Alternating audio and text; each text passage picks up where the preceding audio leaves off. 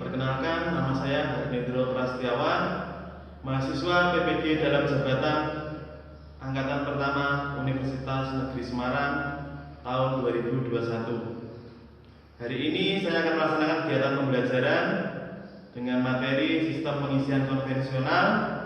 Pada hari ini, hari Sabtu, tanggal 17 Juli 2021 pukul 9 pagi. Terima kasih. Wassalamualaikum warahmatullahi wabarakatuh.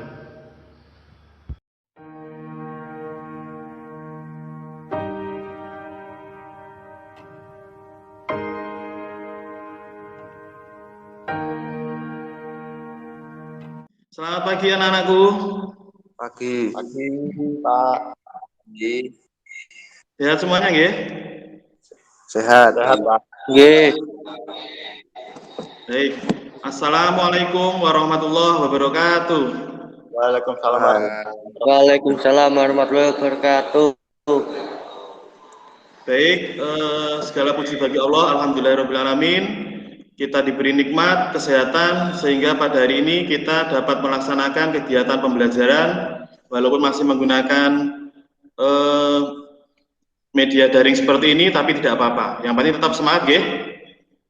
Semangat semuanya, nggih. Sehat. Nggih. Baik, untuk memulai kegiatan pagi hari ini, silahkan ketua kelas dipimpin untuk berdoa dulu. Mas Dian, silahkan dipimpin berdoa. Untuk mengawali kegiatan pada pagi hari ini, marilah kita berdoa menurut agama kepercayaan masing-masing. Berdoa mulai.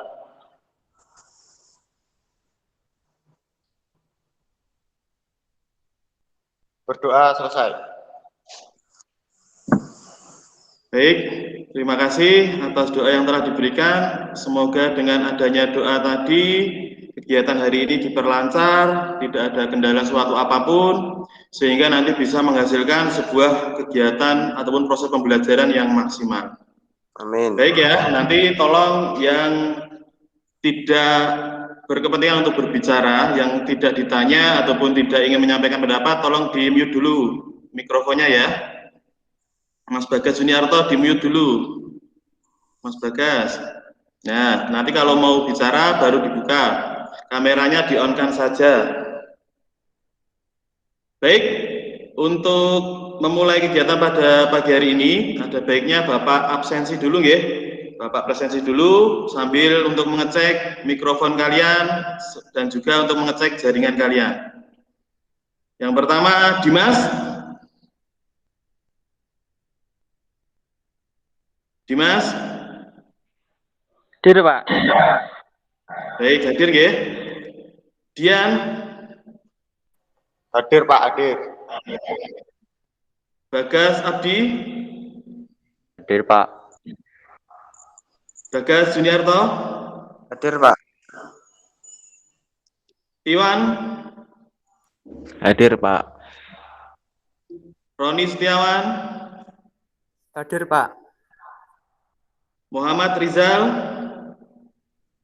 Hadir, Pak. Nafla Aan? Yo, hadir. Selamat Andrianto? Hadir, Pak. Sandi? Hadir, Pak. Baik, hadir semuanya ya. Untuk memulai kegiatan belajar hari ini, ada baiknya kita relaksasi dulu. Kameranya di-on-kan semuanya yuk, kameranya. Relaksasi dulu, supaya nanti pembelajarannya santai, tidak tegang, dan juga nanti bisa materi yang Bapak sampaikan itu bisa masuk pada kalian, seperti itu. Nah, bisa digerak-gerakkan kepalanya yuk. Nah, digerakkan kanan, kiri, seperti itu, silakan digerak-gerakkan. Kepalanya digerakkan. Nah, matanya digerak-gerakkan. Nah, supaya rileks. Sudah ya? Masih tetap semangat ya semuanya ya? Dan nanti silahkan diamati ya, silahkan dilihat video berikut ini.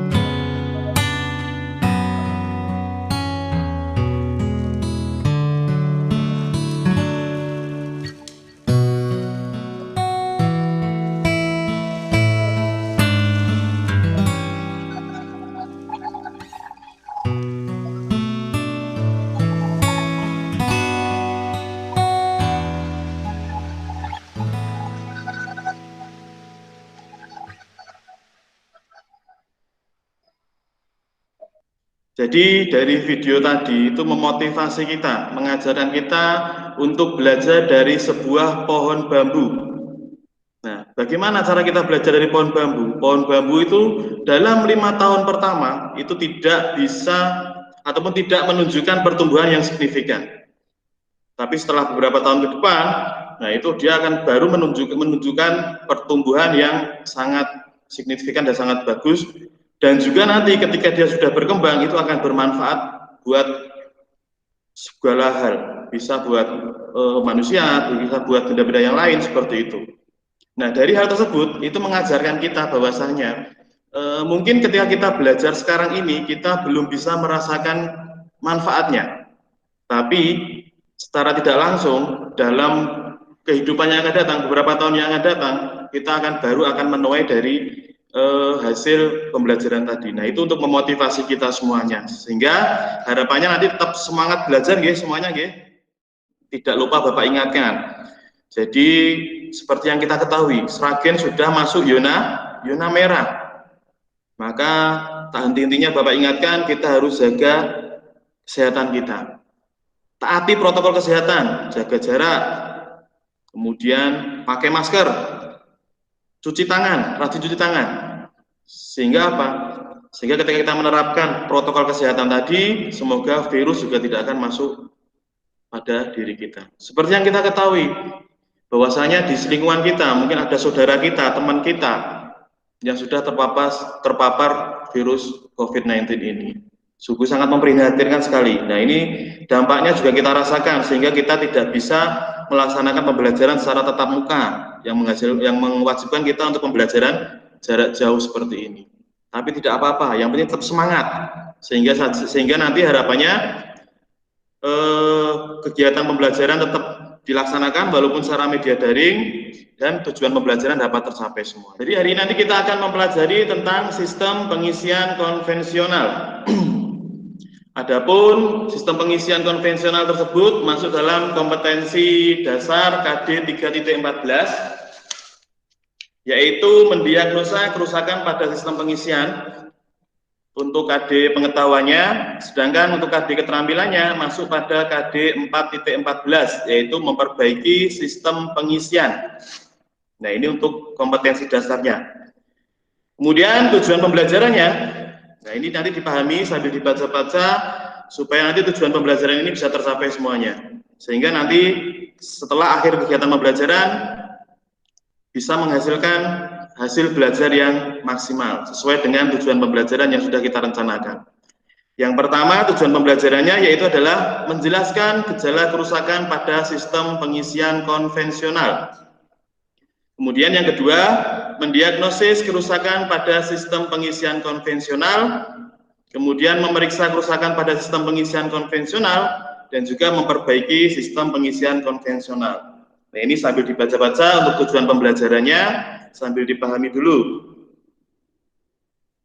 Nah, sebelum kita masuk untuk diagnosa kerusakan pada sistem pengisian konvensional, ada baiknya kita review dulu untuk materi komponen sistem pengisian yang sudah kita bahas pada kelas 11 kemarin.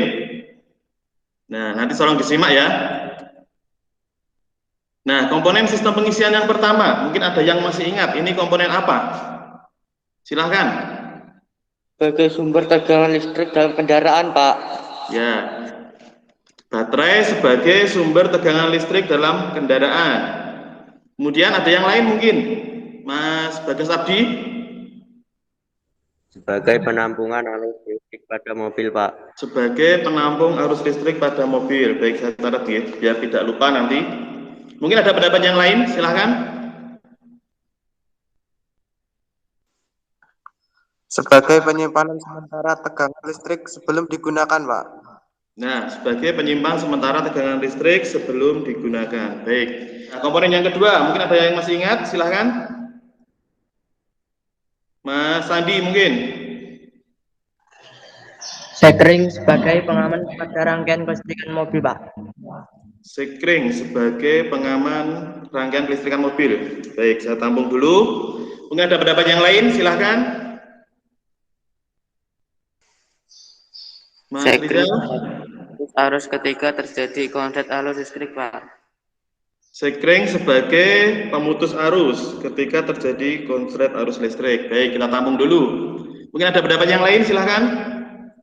Sekring Pak sebagai pengaman jika terjadi hubungan arus pendek Pak.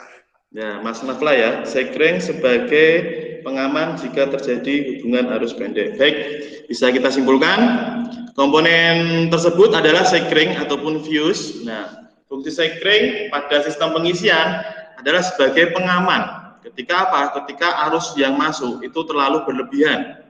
Ataupun seperti yang disampaikan teman-teman tadi, ketika terjadi konsleting ataupun hubungan pendek, hubungan arus pendek. Baik, kita lanjutkan. Nah, untuk komponen ketiga, ada yang masih ingat? Silahkan. Mas Roni mungkin? Alternator berfungsi sebagai pembangkit arus listrik, Pak. Alternator sebagai pembangkit arus listrik. Baik, kita tampung dulu. Ada yang lain? Pendapat yang lain? Mas Iwan? Alternator Pak berfungsi untuk mengubah energi mekanik menjadi energi listrik Pak. Mengubah energi mekanik menjadi energi listrik. Baik, Mas Iwan, kita tampung dulu. Mungkin ada yang lain? Silahkan. Alternator Pak berfungsi untuk mengisi baterai dan memenuhi kebutuhan arus listrik kendaraan Pak. Alternator berfungsi untuk mengisi baterai dan memenuhi kebutuhan arus listrik. Baik, masih ingat semuanya berarti anak-anak ya. Jadi komponen yang ketiga ini adalah alternator. Fungsinya adalah alternator pada sistem pengisian itu untuk mengubah ataupun mengkonversi dari energi mekanik, energi gerak putar menjadi energi listrik. Nah, hasil konversi tadi dari energi mekanik menjadi energi listrik tadi digunakan untuk mengisi baterai. Dan juga selain mengisi baterai itu untuk memenuhi suplai ataupun kebutuhan arus listrik selama mesin hidup atau selama mesin menyala. Baik, kita lanjutkan ya. Nah, komponen yang keempat, mungkin ada yang ingat? Mas Dimas. Regulator, Pak. Regulator, oke. Fungsinya untuk apa, Mas?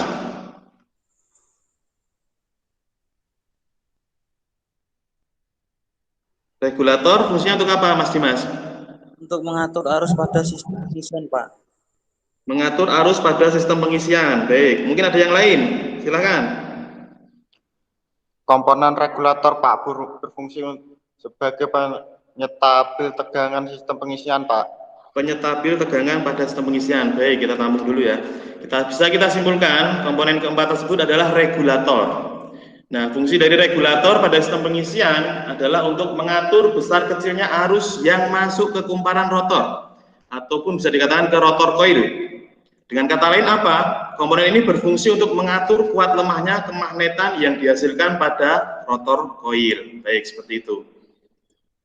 Nah, komponen selanjutnya, komponen yang kelima, mungkin masih ada yang ingat anak-anakku? Silahkan. Mas Nafla. Komponen kunci kontak Pak sebagai pemutus dan menghubungkan arus listrik pada kendaraan. Baik, komponen kunci kontak ya. Mungkin ada pendapat yang lain, silahkan. Mas Selamat. Komponen kunci kontak Pak berfungsi untuk menghidupkan dan mematikan mesin mobil Pak. Menghidupkan dan mematikan mesin mobil. Oke, kita tampung dulu ya Mas. Ada pendapat yang lain, silahkan. Kunci kontak Pak berfungsi sebagai penyambung dan pemutus arus listrik pada kendaraan Pak. Berfungsi sebagai penyambung dan pemutus arus listrik pada kendaraan. Jadi hampir sama ya jawabannya ya.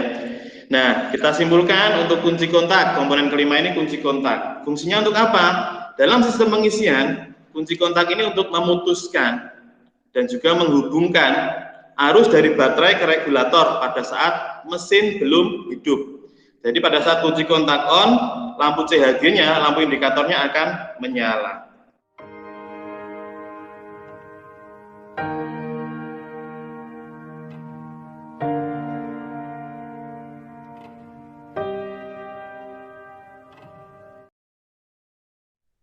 Nah, silahkan nanti diamati video yang Bapak tayangkan ya.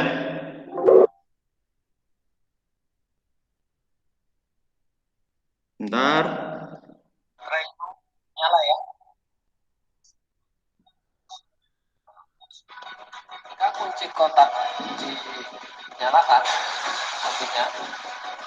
ini akan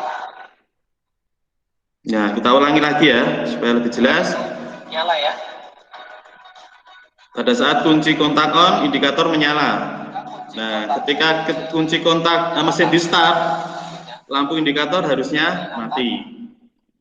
Nah, Dan langsung mati silakan lanjutkan untuk video itu permasalahan. tandanya alternator yang bermasalah. Ya.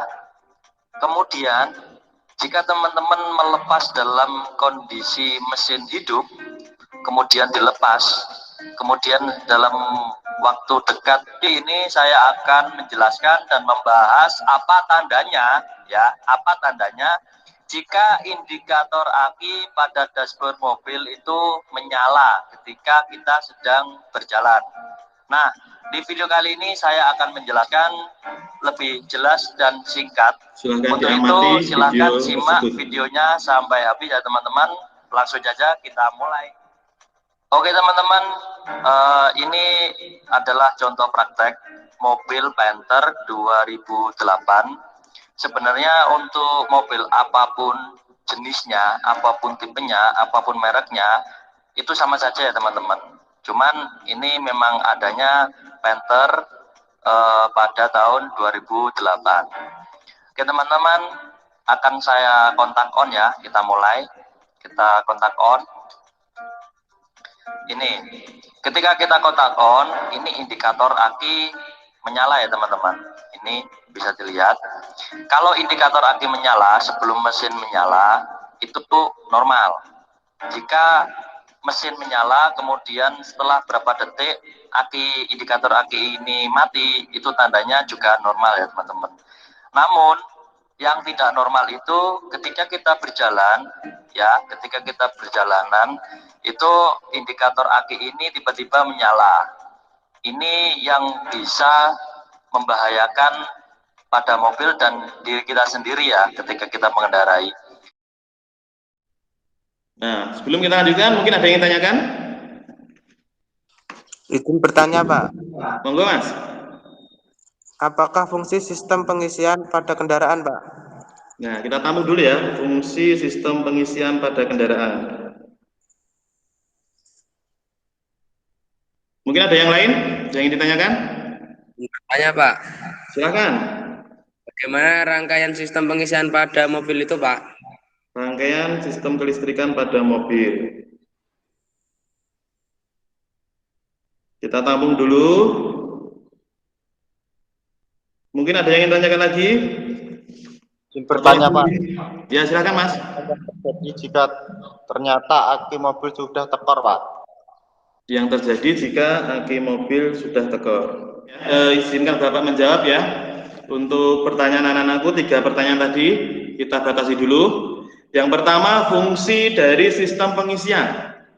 Seperti yang sudah kita bahas di awal, fungsi dari sistem pengisian konvensional itu adalah untuk mengisi baterai, menghasilkan arus tegangan listrik, kemudian mengisi baterai, kemudian menyuplai kebutuhan arus listrik pada komponen-komponen listrikan pada kendaraan selama mesin menyala.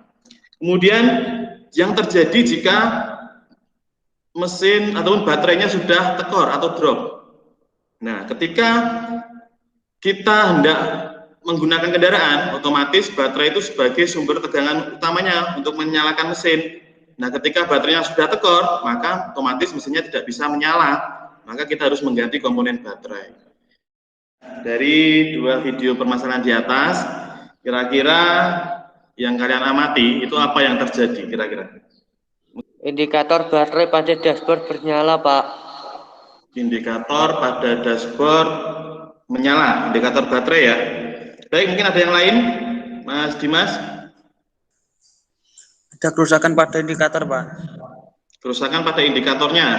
Baik, kita tamu dulu. Mungkin ada pendapat yang lain?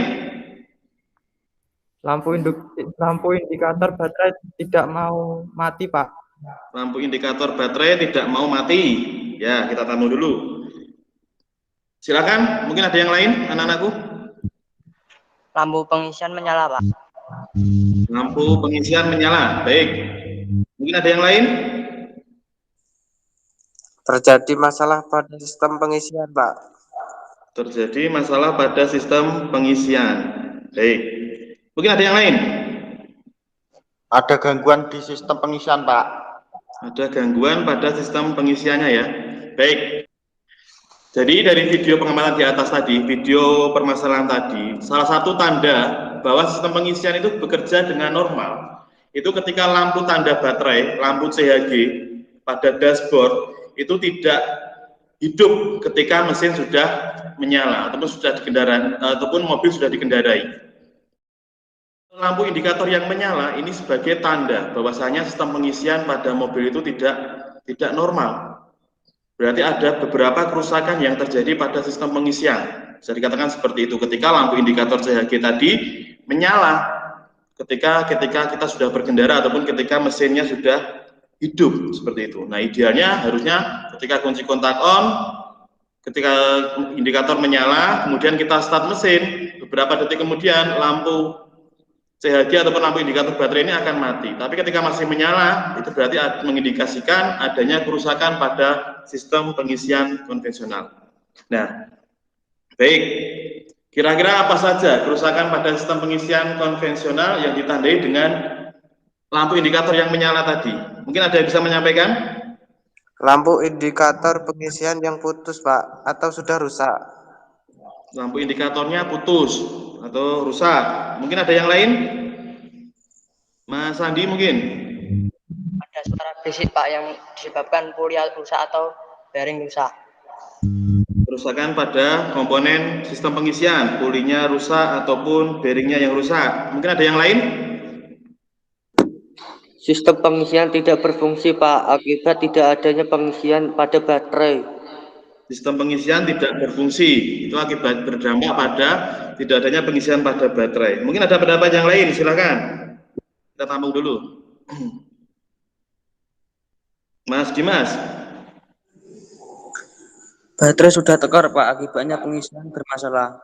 Baterainya yang tekor ya, sehingga mengakibatkan pengisian yang bermasalah. Jadi ketika lampu indikator menyala itu mengindikasikan ada beberapa kerusakan pada sistem pengisian konvensional. Seperti yang disampaikan teman-teman tadi, bahwasanya ada lampu indikatornya yang rusak, kemudian komponen dari sistem pengisiannya yang rusak, kemudian tidak ada pengisian pada baterai yang diakibatkan karena pengisiannya yang tidak berjalan dengan normal, kemudian baterainya tekor, seperti itu bisa ditandai dengan lampu indikator yang menyala.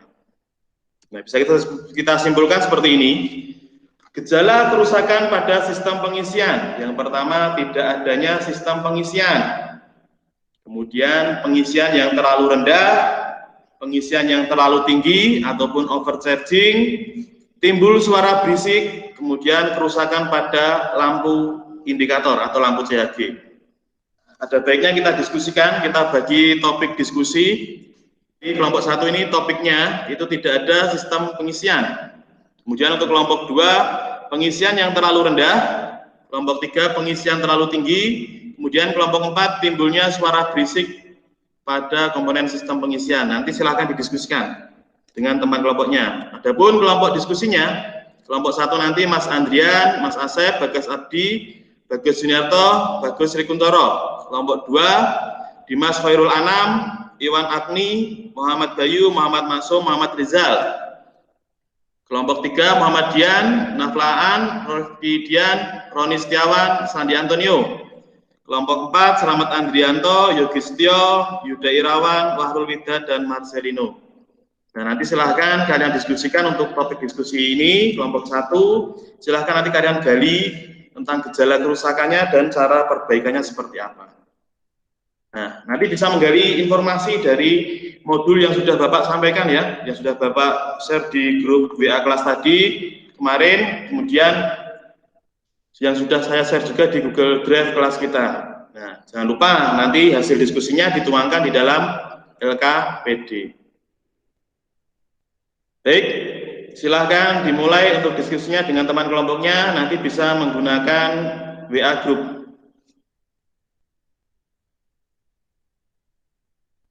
Baik, untuk kelompok 1 ada permasalahan? Tidak ada, Pak. Tidak ada, proses diskusi ya. Tidak ada, Kelompok Pak.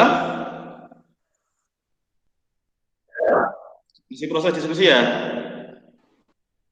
Kelompok 3? Tidak, Pak, masih diskusi. Masih diskusi.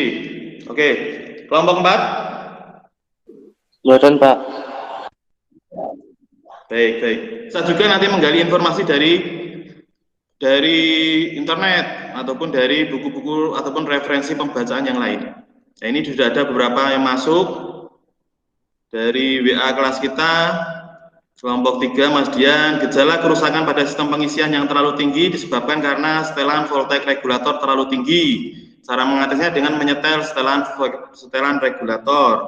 Nah, ini Mas Slamet untuk kelompok 4. Gejala kerusakan timbul suara berisik disebabkan bearing atau laker aus. Cara mengatasinya dengan mengganti bearing atau laker. Nah, ini Mas Dimas untuk kelompok 2 sudah menyampaikan gejala kerusakan sistem pengisian yang terlalu rendah. Nah, disebabkan karena setelan armatur terlalu rapat. Cara mengatasinya dengan menyetel V-belt yang kendor. Kemudian Mas Andi ini menyampaikan gejala kerusakan pengisian yang terlalu tinggi disebabkan karena massa voltage regulator. Cara mengatasinya dengan memperbaiki koneksi massa. Nah, baik, bisa dikembangkan lagi ya anak-anakku ya. Bisa kalian gali informasi lagi dari modul, bisa dari sumber internet yang lain, sumber referensi yang lain, dari YouTube, seperti itu nanti bisa digali. Silahkan dibuka-buka lagi, dikembangkan lagi. Nah, ini sudah ada beberapa WA yang masuk lagi, Bapak share lagi.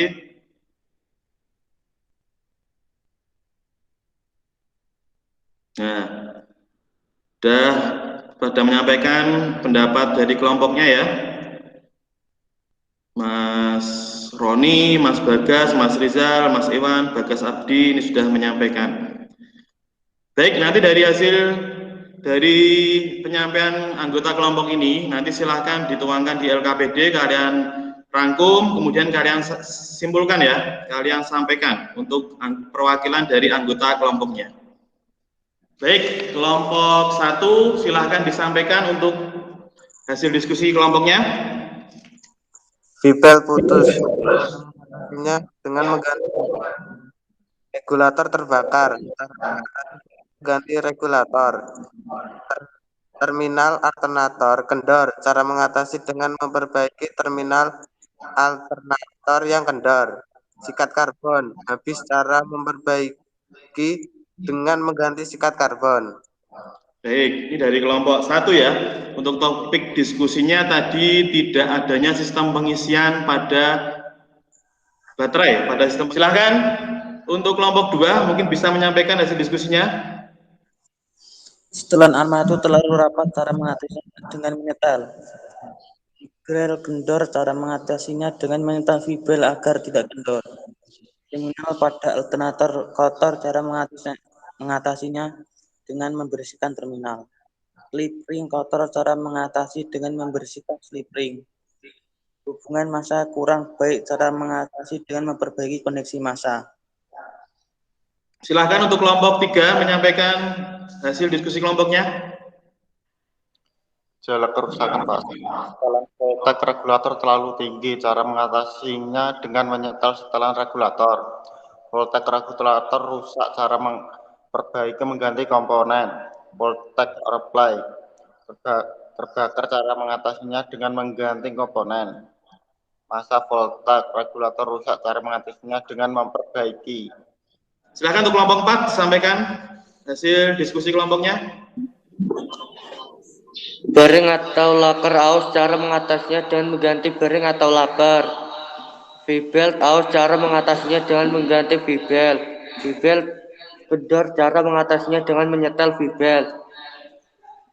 Baik, untuk kelompok 4 topik diskusi gejala kerusakan timbul suara berisik pada komponen sistem pengisian ya. Baik, diskusi yang sudah baik, yang sudah kita laksanakan dan juga menghasilkan beberapa poin-poin yang sudah baik pula dari hasil diskusinya. Mari kita beri tepuk tangan untuk menyemangati diri kita. Silakan beri tepuk tangan untuk kelompok kita masing-masing.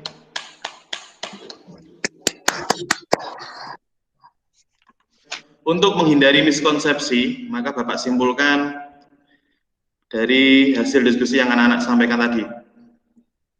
Gejala kerusakan yang ditandai dengan tidak adanya pengisian Nah, ini gejala kerusakannya disebabkan karena fibel putus.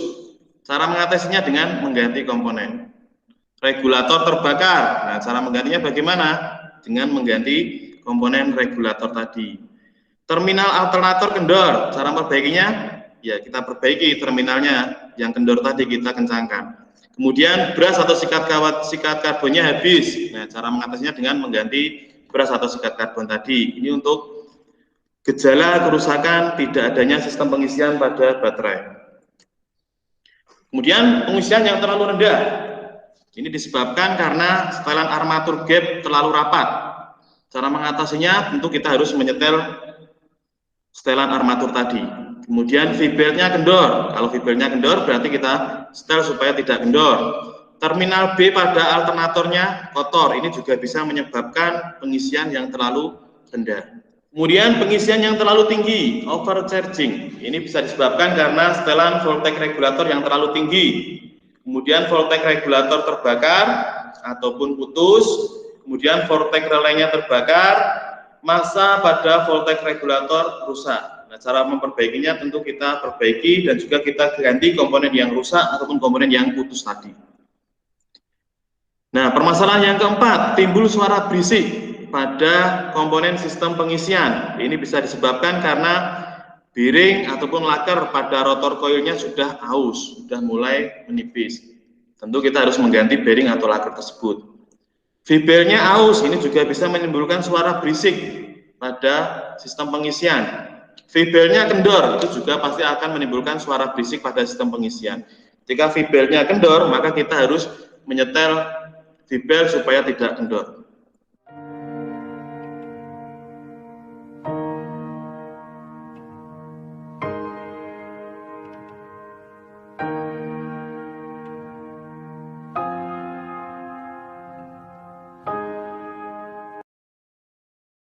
Baik, mungkin dari anak-anakku bisa menyimpulkan hasil pembelajaran pada hari ini.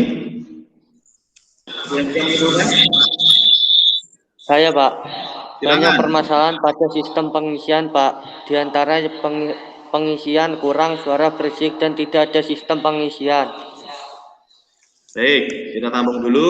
Mungkin ada pendapat yang lain? Dengan melihat indikator baterai yang tidak normal, ternyata ada beberapa permasalahan pada sistem pengisian, Pak. Ya, dengan melihat indikator baterai yang tidak normal, berarti mengindikasikan ada kerusakan pada sistem pengisian. Mungkin ada pendapat yang lain, silahkan. Beberapa kerusakan pada sistem pengisian, diantaranya pengisian yang kurang, pengisian yang berlebihan, tidak ada pengisian, dan suara berisik pada komponen sistem pengisian, Pak. Baik, suara berisik pada komponen sistem pengisian. Baik, kita tampung dulu, ya. Mungkin ada pendapat yang lain yang bisa menyimpulkan? Ternyata banyak sekali yang menyebabkan kerusakan pada sistem pengisian dan perlu memeriksa secara detail, Pak. Tepat sekali. Jadi banyak sekali yang ditandai dengan lampu cahaya yang menyala tadi. Nah, baik Bapak simpulkan dari pernyataan anak tadi. Jadi pada sistem pengisian ketika ditandai dengan lampu indikator cahaya yang menyala tadi, itu ternyata ketika kita buka, kita gali, itu penyebabnya banyak sekali. Dan gejala kerusakannya diantaranya apa saja? Tidak adanya sistem pengisian, kemudian pengisian yang terlalu rendah, pengisian yang terlalu tinggi, ataupun overcharging, kemudian timbul suara berisik pada komponen sistem pengisian, kemudian ada lagi mungkin lampu CHG yang tidak mau mati, lampu CHG yang tidak menyala. Nah, itu ada beberapa permasalahan. Ternyata, nah, jangan lupa nanti setelah kegiatan hari ini kalian kerjakan untuk latihan soalnya yang sudah Bapak upload di Google Classroom. Nanti silakan dibuka linknya, ini nanti akan saya share di Google ataupun di WA kelas. Silakan nanti kalian kerjakan, Bapak kasih waktu dari jam 10 sampai jam 11. Nanti tolong dikerjakan, ya. Baik, masih semangat ya anak-anakku ya. Baik, untuk pembelajaran selanjutnya, kegiatan pembelajaran selanjutnya nanti kita akan melaksanakan kegiatan praktikum. Semoga saja nanti pandemi sudah mulai membaik, kemudian PPKM ini juga sudah mulai longgar, sehingga kita diizinkan untuk tatap muka. Sehingga nanti kita bisa melaksanakan kegiatan praktek untuk materi sistem pengisian konvensional. Seperti yang kita ketahui, kalau kita praktek dengan media daring seperti ini, tentu hasilnya tidak akan efektif. Mungkin masih bisa dilaksanakan, tapi hasilnya tidak akan bisa maksimal. Seperti halnya ketika kita tatap muka, kita tahu bendanya langsung, kita tahu komponennya langsung, kita bisa mengecek langsung, mendiagnosa langsung, kemudian bahkan kita bisa melaksanakan perbaikan secara langsung. Mungkin seperti itu. Untuk kegiatan pembelajaran selanjutnya nanti, tolong nanti diikuti dengan baik, dan jangan lupa anak-anakku tetap jaga kesehatan dan jaga semangatnya ya. Mungkin sebelum kita akhiri, ada yang ingin ditanyakan? Belum ada ya? Tidak ada ya? Oke, kalau tidak ada, silahkan Ketua kelas mengakhiri kegiatan hari ini dengan berdoa bersama-sama. Untuk mengakhiri kegiatan pada pagi hari ini, marilah kita berdoa untuk pada saya masing-masing. Doa mulai.